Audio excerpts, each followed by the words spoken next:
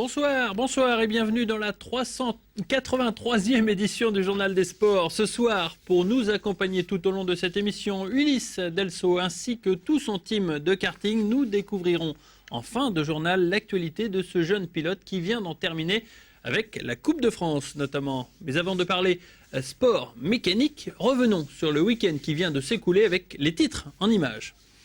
Retour sur la rencontre entre Châteauroux et l'Estac pour le compte de la 11e journée du championnat de France de Ligue 2. Des Troyens en pleine confiance après leur spectaculaire victoire contre Tours il y a 2 semaines. Handball aussi avec la 4e journée du championnat de France de National 3 et le renouveau de l'Estac qui, match après match, sont en train de prouver qu'il ne fallait pas les enterrer. Puis enfin, retour sur le bel allant du rugby Champagne Saint-André-les Vergers qui jouait à domicile pour la première fois de la saison. L'occasion, devant tous les partenaires, de briller face à Nanterre.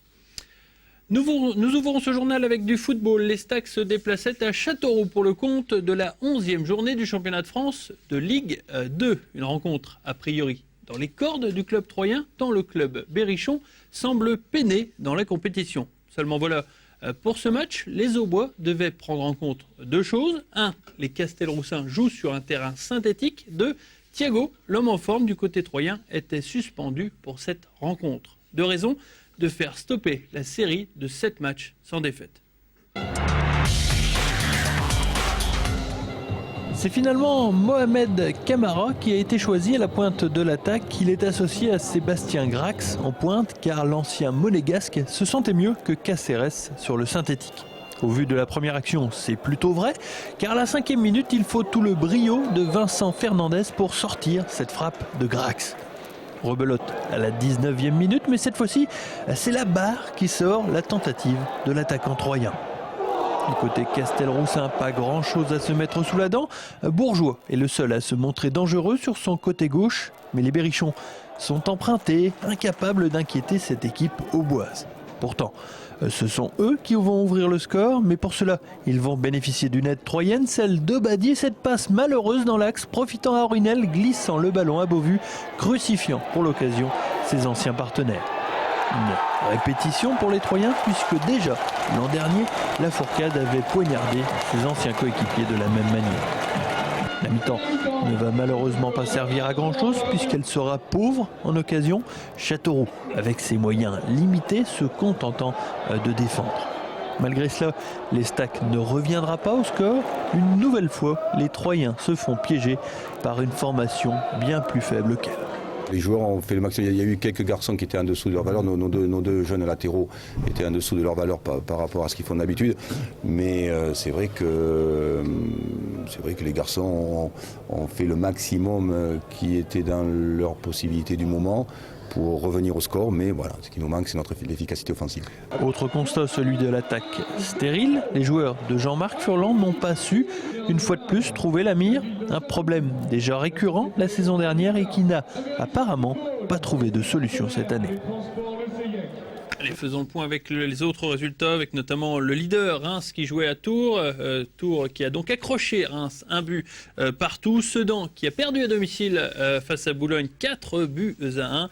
Et le leader Clermont Foot qui s'est imposé au Mans. Belle perf de la part des Auvergnats, 2 buts à 0. Au classement, Reims est toujours en tête, 1 point d'avance sur Clermont. Bastia est 3e avec 18 points suite au match nul face à Lens, 2 buts partout. L'Estac est en 8e position, pas très loin du leader finalement. Amiens, Monaco et Le Mans sont dans la charrette des relégables pour le moment. C'est l'heure du jeu SMS. Vous le savez, depuis quelques semaines, vous pouvez gagner des places pour le prochain match de l'Estac. Il vous suffit de taper le mot club et de l'envoyer au 71 003. 6 places donc à gagner pour le Stade de l'Aube. Vous envoyez club au 71 003. Un tirage au sort sera effectué donc pour gagner ces places. Autre club troyen, celui de handball, et on parle presque de l'Estac, mais c'est l'Étac dont il s'agit. Un club qui a bien failli disparaître l'an dernier, tant il était gangréné par un noyau de joueurs. Aujourd'hui, l'Étac a fait place nette en faisant confiance aux jeunes. Samedi, les Aubois accueillaient Thionville pour confirmer leur bon début de saison avec 2 victoires pour 1 défaite en 3 matchs. Thionville rentre beaucoup mieux dans le match en menant notamment de 2 buts au bout de 6 minutes de jeu. Méliès remet heureusement ses partenaires dans le match en inscrivant 4 buts sur les 6 de son équipe. Il faut attendre la 11e minute pour voir le club troyen passer devant grâce à l'activité de Florian Robin, auteur de 7 buts dans cette première mi-temps.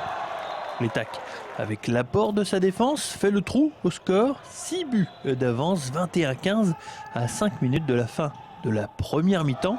Il monte même à +9 à la sonnerie. Les Obos amènent alors 26-17. Ils sont sereins. Sur le plan défensif, ça a été plus que correct, même si au tableau d'affichage, il y avait déjà 17 buts contre nous, mais il y avait on n'a pas eu beaucoup d'arrêts de gardiens en première mi-temps. Mais par contre, défensivement, ça tenait plus que correctement, puisqu'on a récupéré des ballons, on les a montés. Et voilà, l'écart s'est fait comme ça. À la reprise, l'Étac reprend sur le même mode avec 3 buts d'affilée, 29-17, 12 buts d'avance. Jusque-là, tout va bien. Seulement voilà, le Houra Handball est de retour et chacun du côté troyen veut soigner son capital but. Mais ça ne rigole plus comme en première mi-temps. Il existe beaucoup de déchets dans le jeu des partenaires de Demba Diallo. Alors Thionville revient dans la rencontre, les Aubois encaissent un 7-2 et à 6 minutes de la fin, les adversaires des Troyens n'ont plus que 5 buts de retard, 36-31. Le moment choisi par Jérémy Bouvier pour libérer enfin les siens. L'Étac peut alors terminer en roue libre en gagnant finalement 41-32. Ça s'est pas fait sans mal, surtout que +9, et je pense qu'honnêtement on doit être largement devant. On a vraiment manqué de rigueur sur les tirs et on a manqué d'application, je crois, tout simplement. Après, on est une équipe qui est jeune et c'est sûr que quand on est à +10, on doit jamais faire ce qu'on fait, donc ça peut faire peur, mais le principal est là. Après une saison 2010-2011 plutôt calamiteuse, l'Étac semble refaire surface grâce à ses jeunes. Le renouveau de cette équipe ne passera de toute façon que par là. Les résultats de handball avec donc la poule de l'État qui comprend aussi le handball club Savino-Chapelain. En image, la défaite du Savino-Chapelain à domicile face à Franconville 25-32. Dans le même temps, la Terrouane a disposé sans problème de Florange 32-23. Au classement, cela donne Franconville en tête à égalité avec la Terrouane. L'État qui est en embuscade en 3e position. Le Savino-Chapelain dégringole au classement en 12e position. Les autres résultats de handball féminin pour voir que Sainte-Maure s'est imposé difficilement face à Rechtet 28-26. Le leader Palantorchamps s'est imposé face à Osfelden 24-19. Le même leader Montargis a battu Amnéville sans problème 35-22 au classement. Montargis et Palantorchamps donc trustent les places en haut du classement accompagnés de Sainte-Maure qui n'est pas très loin. Autre résultat, celui de Rosières. Mauvais résultat pour les filles de Cathy Mayeyou qui perdent à Villiers en région parisienne 37-29. Yutz et Reims n'ont pas eu de soucis pour disposer de leurs adversaires. Au classement, Rosières-Saint-Julien est toujours toutefois en bonne position en 6e avec 2 points de retard sur les leaders Villiers et Yutz. En basket, excellent résultat pour Sainte-Savine qui bat Grafenstaden 78-65. Culose et Saint-Chamond disposés de l'Union des Noms et des Flammes de Charleville-Mézières. Au classement, Sainte-Savine est à égalité avec Saint-Chamond, Culose, Roanne et Dechy. Ça fait 5 leaders en tête du classement. En revanche, pour Saint-André, pas de soucis. Saint-André enchaîne les victoires. 5e victoire en 5 matchs pour le BCSA, 85-67 en déplacement. Dans le même temps, le leader Agno, Marne-la-Vallée, victoire pour Agno. Et la semaine prochaine, gros duel à prévoir entre Agno et le BCSA qui sont tous les deux en tête du classement avec 10 points à 20h au complexe Bianchi samedi prochain. Ne manquez pas cette affiche. On passe à la suite avec notamment un retour sur la 3e édition de la course des copines qui avait lieu dimanche dans les rues de Saint-Julien-les-Villas. Plus de 144 participantes au départ, record pulvérisé puisque lors de la précédente, il n'y avait qu'une centaine de joggeuses à s'être représentées sur la ligne de départ. Succès donc pour la course sancéenne parrainée par Gaëtan Tinet et organisée par l'Ars et la ville de Saint-Julien-les-Villas. 2 concurrentes se sont rapidement détachées en tête de course, Magali et Michon du TOS et la Marnaise de Vitry-le-François, Rebecca Voluer. Les 2 filles ont fait les 6 km 600 ensemble jusqu'à l'arrivée qu'elles ont franchi ensemble. Un bel exemple de sportivité dans cette course qui portait donc bien son nom, celle des copines. Voilà, joli résultat. On se quitte quelques instants à présent pour une coupure pub, mais restez avec nous car nous allons parler de rugby dans un instant avec le match RCSA Nanterre, mais aussi de karting avec nos invités. On revient tout de suite.